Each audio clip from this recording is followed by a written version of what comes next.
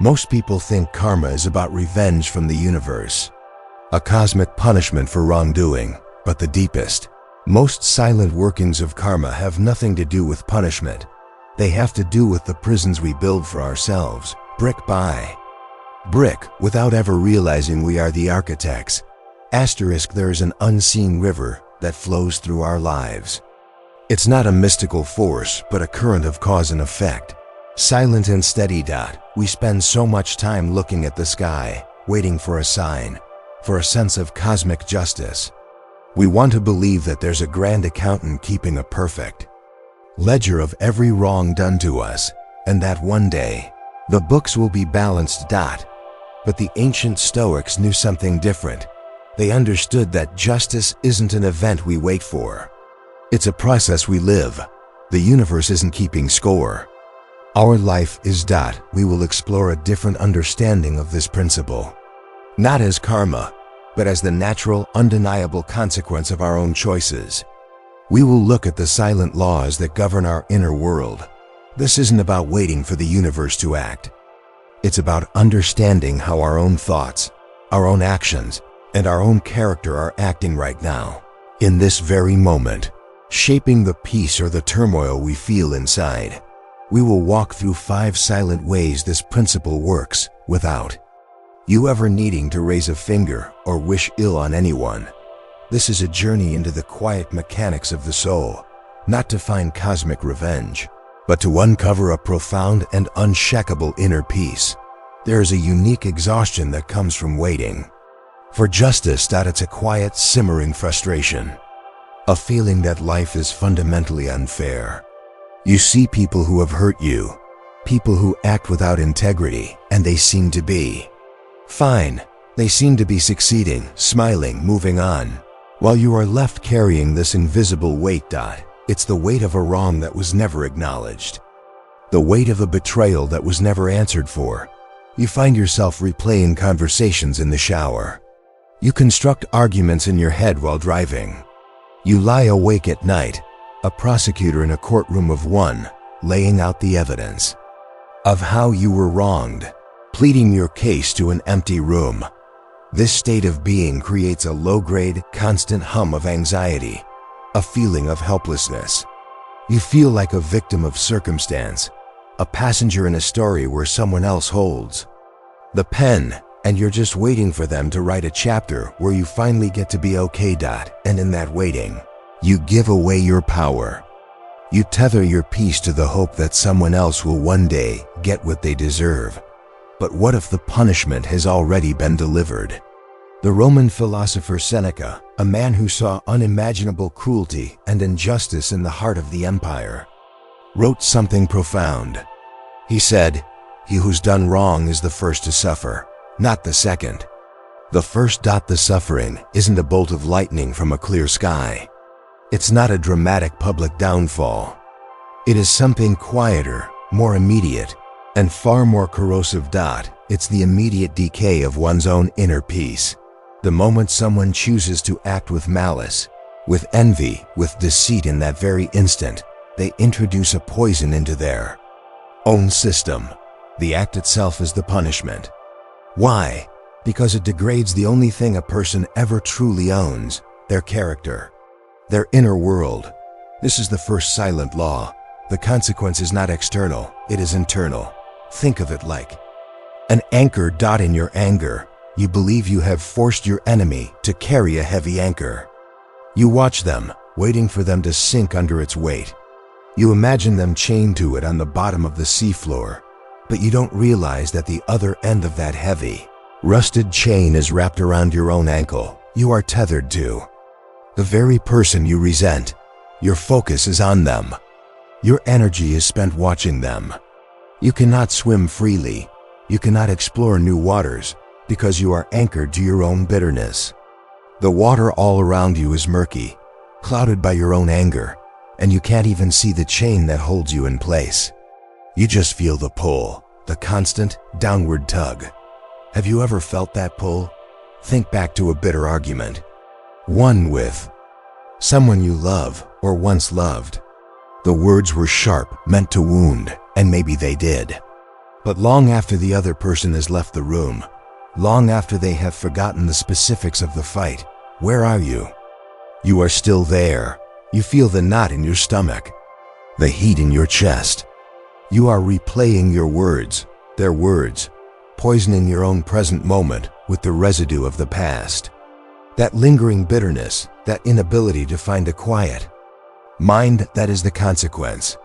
It's the silent work of your own reaction happening right now. The universe doesn't have to lift a finger. You are already doing the work. The emotional shift we need is not from patience to satisfaction. It is from external focus to internal awareness. The question is not, when will they finally get what they deserve? The real question, the one that can set you free, is, what is waiting for that moment doing to me? What prison have I built for myself while waiting for justice to arrive at someone else's door?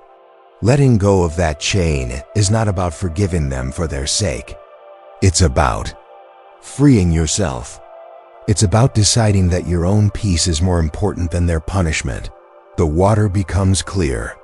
You can see the chain for what it is, and you realize you have the power to simply let it drop. The weight vanishes, and you are free to swim on.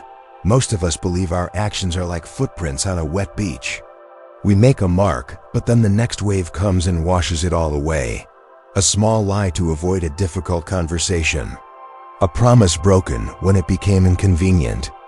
A moment of quiet cruelty, a bit of gossip shared that made us feel for a moment. On the inside, we think these actions are isolated events. That they happen, and then they are over. They vanish into the past, gone. But if they are gone, why do we feel their effects? There's a subtle hollowness that can grow inside of us. A quiet lack of self-respect that makes it hard to look ourselves in the eye in the mirror. We might feel like an imposter in our own life because the person we present to the world doesn't match the choices we make in private. This creates a persistent, low-level shame. A secret we keep even from ourselves. We tell ourselves, that's not who I really am. But what if it is? The Stoic emperor, Marcus Aurelius, arguably the most powerful man in the world at the time, spent his nights writing to himself, not as an emperor, but as a man struggling to be good. He gave himself this stark reminder: your character is the sum of your choices, not your intentions, not your wishes. Your choices. This is the second silent law of karma. It doesn't operate on you from a distance. It operates as you. It is the chisel that you hold in your own hand. With every decision, you are sculpting the statue of your own soul. When you choose to act with honesty, even when it's hard, you carve integrity into your being. When you choose to be brave in the face of fear, you carve courage. When you act with kindness towards someone who doesn't expect it, you carve compassion. But the chisel works both ways. When you choose to deceive someone who trusts you, you carve deceit into your own nature. When you choose to shy away from what is right because you are afraid, you carve cowardice. The universe doesn't need a cosmic filing cabinet to remember your deeds. Your soul does the bookkeeping. The consequence of a lie isn't just getting caught. The real consequence is becoming a liar. The weight of that is far heavier than any external punishment.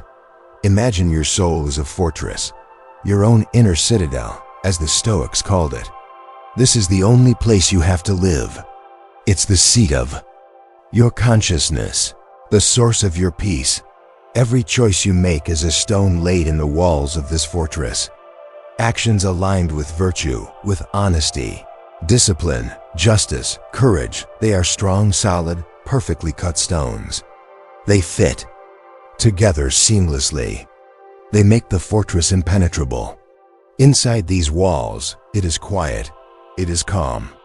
It is safe, no matter what storms rage outside.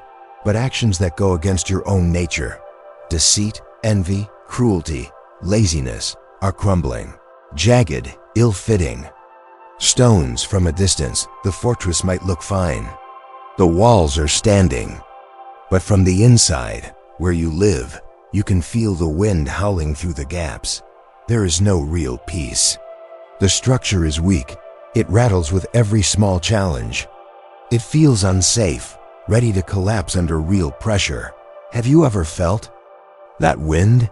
Think about a small, seemingly harmless lie you once told. Maybe it was to get out of a social commitment or to cover up a minor mistake at work. The act itself was quick, just a few words. But what came after? The mental energy you had to spend remembering the details of the lie. The small jolt of fear you felt whenever someone brought up a related topic. The slight wince, the need to steer. The conversation in a different direction. That is the echo. That is the silent, relentless work of that one choice, vibrating through your days, maybe even weeks. It forced you to live in a state of guarded tension. You couldn't be fully present, fully authentic, because a part of your mind was always on duty, protecting the lie. You didn't just tell a lie. You laid a crumbling stone in the wall of your own home. And now you have to live with the draft. The shift we are seeking here is from seeing our actions as disposable events to seeing them as permanent additions to the self. It is a sobering responsibility, but it is also a tremendous power. The question isn't, what can I get away with? The question is, who do I want to become?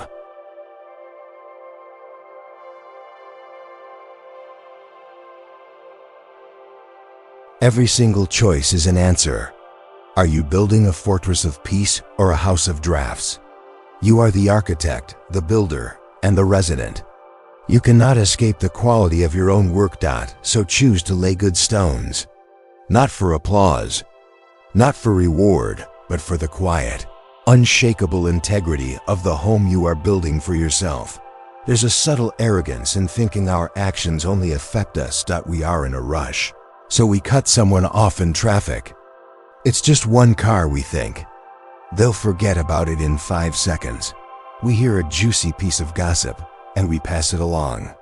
It's not a big deal, we reason. Everyone's talking about it. We are tired and stressed, so we are short and impatient with the cashier at the grocery store. We walk away, and the moment is over for us. We forget their face instantly. We believe these small acts of negativity exist in a vacuum. They happen, and they're done. A tiny burst of static that fades into nothing. And yet, we look around, and we find ourselves living in a world that feels increasingly hostile, impatient, untrustworthy. We complain about the lack of civility. We lament the anger we see everywhere. We feel a sense of unease, a friction in our daily interactions. We complain about the state of the world, quietly and to ourselves, without ever realizing that the world is, in part, a mirror. The negativity we experience is a reflection of the negativity we collectively put out. This brings us to the third silent law. No action is an island. The Stoic philosopher Epictetus, a former slave who became one of Rome's most revered teachers, understood that we are all profoundly interconnected. He saw society not as a collection of individuals, but as a single organism. He would ask his students, can any man harm the community without harming himself? His answer was a clear and simple no. The silent work of karma, in this sense, is the principle of the ripple. The energy you release into the world, whether it's an act of kindness or an act of aggression, it doesn't just stop with the person you direct it at. It ripples outward. It subtly alters the emotional temperature of the space around you. That energy influences the actions and moods of others, which in turn creates the very atmosphere that you must then breathe. As the old saying goes, you cannot put a drop of poison in the well and then complain that the water makes you sick. You are drinking from the same well as everyone else. Imagine our shared social world is a vast, perfectly still lake at dawn. The water is like glass, reflecting the sky. Every single one of your actions is a pebble you drop into this lake. An act of genuine, unexpected kindness, letting someone go ahead of you, giving a sincere compliment, listening without interrupting, is like dropping a smooth, round stone into the water. It creates a gentle, calming ripple that spreads outward, barely disturbing the surface, but touching everything on the shore in a soft, peaceful way, but an active aggression of impatience, of gossip, of contempt that is like throwing a sharp, jagged rock into the lake. It shatters the stillness. It creates a chaotic, jarring ripple that disrupts the peace for everyone.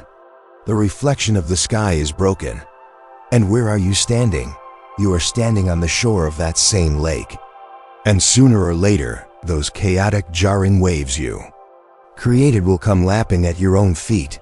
We feel it, that jarring energy. And we forget that we were the one who threw the stone. Let's make this real. Imagine you are late for work, stressed and agitated. You stop for coffee and you are rude to the barista. You snatch the cup, you don't make eye contact, you don't say thank you. For you, the interaction is over, but for the barista, the day has been slightly soured. They feel disrespected, their mood dips. The next customer who comes to the counter is met with a little less warmth. That customer, who did nothing wrong, now feels vaguely slighted. They get to their office and the first email they write is a little more curt, a little more demanding than it needed to be. The recipient of that email, a colleague, now feels irritated and put upon. Their stress level rises. Later that evening, they go home and they have less patience for their child's endless questions. They snap that small, sharp energy that you introduced into the world at the coffee shop because you were late. It didn't vanish. It was transferred from you to the barista, to the next customer, to a colleague, to a child. It multiplied. It echoed through your community. You didn't just have one bad interaction. You contributed to making the world a slightly colder, harsher, more impatient place for everyone that day, including for yourself, because you have to walk back out into that same world tomorrow. The emotional shift here is profound. It moves us from a feeling of detachment, the belief that my actions only affect me, to a deep and humbling sense of interconnection that you begin to see that your personal mood, the vibe of your workplace, the feeling you get in your community, is not something that just happens to you. It is something you actively co-create with every choice, every word, every interaction. The reflective question then becomes, what kind of world do I want to live in? Because the world you experience tomorrow is being built by the pebbles you choose to drop in the lake today. Do you choose the smooth stone of kindness or the jagged rock of impatience? The peace you seek in the world begins with the peace you choose to create. There are patterns in our lives that haunt us. It's the same argument that shows up in every romantic relationship. The same kind of boss you can't seem to escape. The same professional setback that blocks your path, again and again. The same cycle of debt you fall into. Just when you think you're about to get ahead, we feel trapped, stuck in a frustrating, exhausting loop. And the natural response is to look outward for the cause. We blame bad luck. We blame other people. We blame the system. The emotional state is one of weary victimhood. We throw our hands up and ask the universe, why does this keep happening to me? We see the pattern as a punishment, a curse, a sign that we are somehow doomed to repeat our failures forever. We see it as a cage, but what if it isn't a cage? What if it's a classroom? This brings us to the fourth silent law. Your recurring obstacles are not punishments. They are assignments. The Stoics, and Marcus Aurelius in particular, had a radical perspective on obstacles. He didn't see them as things that blocked his path. He saw them as the path itself. In his journal, he wrote one of the most powerful phrases in all of philosophy: the impediment to action advances action. What stands in the way becomes the way. In this frame, the universe isn't punishing you with a recurring problem. It's providing you with a perfect, unflinching feedback mechanism. The pattern is not the prison. Your refusal to learn the lesson. The pattern is trying to teach you. That is the prison. The universe, in its impersonal wisdom, is simply saying, You haven't learned this yet. So we're going to run the simulation again. The test will repeat, getting louder and more painful each time, until you finally turn inward and address the root cause. The metaphor here is that of a mirror. Life holds up a mirror to our deepest flaws, our unexamined beliefs, and our unresolved wounds. If we have a deep-seated arrogance and a need to be right, life will continuously present us with situations that humiliate us, where we are proven wrong in embarrassing ways. If we are deeply insecure and afraid of being abandoned, life will present us with relationships that test our sense of worth, forcing us to confront that fear. If we are dishonest and cut corners, we will find ourselves in situations where we are cheated and deceived, forced to feel the sting of our own chosen behavior. The recurring pattern is nothing more than a reflection, and we have a choice. We can get angry at the mirror. We can try to smash it, blame it for the image it shows. Or we can have the courage to stand still, look closely at the reflection, and ask the terrifyingly honest question, what is this showing me about myself? Think about a person you might know who is constantly, bitterly complaining that all of their romantic partners have been unreliable or emotionally unavailable. After the second, third, or fourth relationship ends in the exact same way, with the exact same complaint, you have to start wondering about the common denominator. It's not bad luck. The pattern isn't just happening to them. The pattern is a reflection. It might be reflecting their own selection process. Why are they drawn to unavailable people? It might be reflecting their own behaviors within the relationship. Do they push people away with neediness or suspicion? Or it might be reflecting their own unaddressed fear of true intimacy, causing them to subconsciously choose partners who will never get close enough to truly hurt them. The series of painful breakups is not karma as revenge. It is karma as a syllabus. Life is presenting the same course over and over again, until they finally decide to stop blaming the teachers and actually study the material. Passing the exam means looking inward. This is where the emotional shift happens.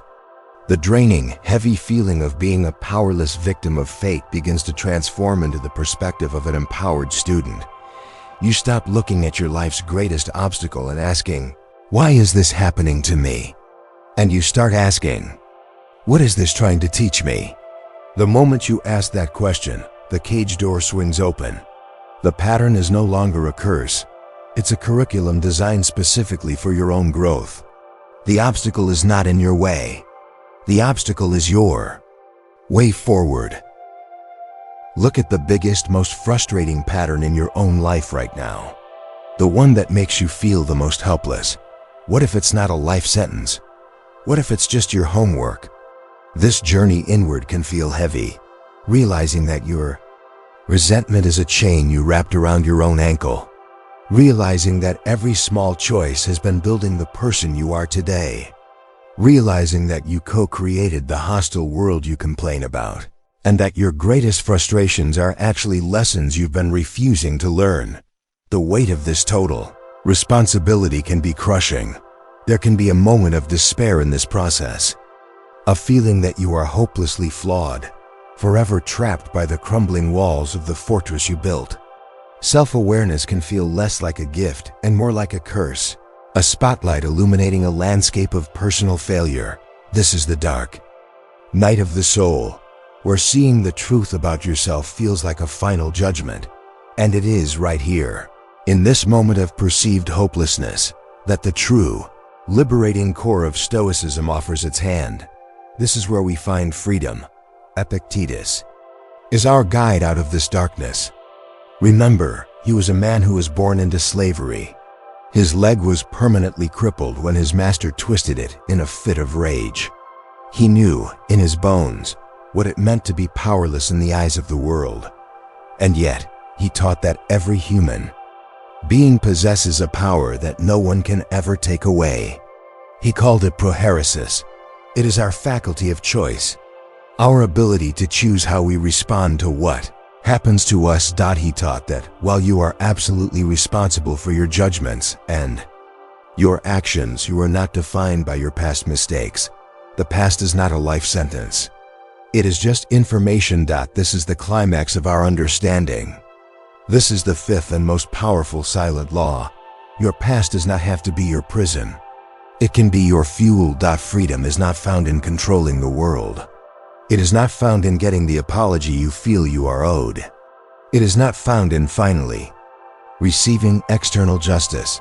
Freedom is the profound, earth-shaking realization that no matter what crumbling, jagged stones you use to build the walls of your inner fortress, you can start laying new, solid, beautiful stones right now. And right now. And again, right now. This is the great turning point. The metaphor that carries us through this is fire.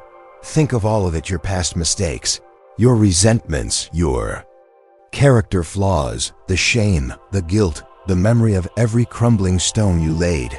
This is not who you are. This is simply a pile of wood. It is fuel. You can let this fuel sit in the damp darkness of your soul, where it will rot, where it will grow mold and attract vermin. Or you can choose to gather it all up, every last splinter, and you can light a fire. This is not a fire of self-destruction. This is a fire of self-awareness. It's a fire for purification and for light. In its heat, the ego burns away. The need to be right, the bitterness, the resentment, they turn to ash. The fire doesn't destroy the past, but it transforms it. It extracts the energy from it. The warmth from this fire is the warmth of self-acceptance. And its light is the light of wisdom, illuminating the path forward. You stop being afraid of the darkness of your own past. You realize that darkness is the very thing that can create the brightest light. Have you ever experienced the feeling of a truly genuine, heartfelt apology? Not a forced, "I'm sorry," but a moment of pure, vulnerable honesty. Maybe you were giving it, or maybe you were receiving it. In that moment, something magical happens. The immense weight of the past transgression doesn't vanish, but it becomes lighter. Its meaning is transformed. It is no longer an active source of pain, but a scar that tells a story of healing. The connection is rebuilt, but it's different. Now it's stronger, more honest, forged in the fire of a difficult truth. That feeling of release, that is the climax. That is the choice to move forward differently. That is the feeling of your inner citadel being reclaimed. Not by fighting, but by surrendering to the truth. Not by building higher walls, but by lighting a fire in the center of the fortress that warms every room and pushes back the darkness. The heavy feeling of total responsibility finally transforms into the liberating feeling of total agency. The despair gives way to a quiet, calm, unshakable hope. Because your power is not in what you have done. Your power is in what you choose to do next. So we return from the journey. We sought to understand karma not as some mystical ledger of cosmic reward and punishment, but as something far more intimate, immediate, and practical. We found it in the silent laws of our own inner world. We saw it as the echo in our soul. The unshakable truth that we become what we repeatedly do. Our character is the masterpiece we are sculpting with every choice. We saw it as the ripple in the water. The understanding that our personal energy creates the world we must inhabit. And that no act of kindness or cruelty is ever truly lost. And we saw it as the uninvited teacher. The mirror that life holds up to us through our recurring patterns, not to punish us, but to guide us toward the lessons our soul needs to learn. This principle doesn't act on us from the outside. It works through us. As us. The ultimate consequence of our actions is not a prize or a penalty delivered at the end of our lives. It is the person we are becoming in each moment. It is the level of peace or turmoil we carry within our own mind right now. This is not a call for an impossible perfection. You will lay crumbling stones again. We all will. It is simply an invitation. An invitation to walk with a little more stillness, to choose with a little more awareness, to care less about the justice you see in the world, and more about the integrity you build in your own soul, to find peace, not in a balanced cosmic scale, but in the quiet, unshakable knowledge that you are living in accordance with your own highest values. That is a justice no one can ever give to you, and no one can ever take away. Subscribe for more.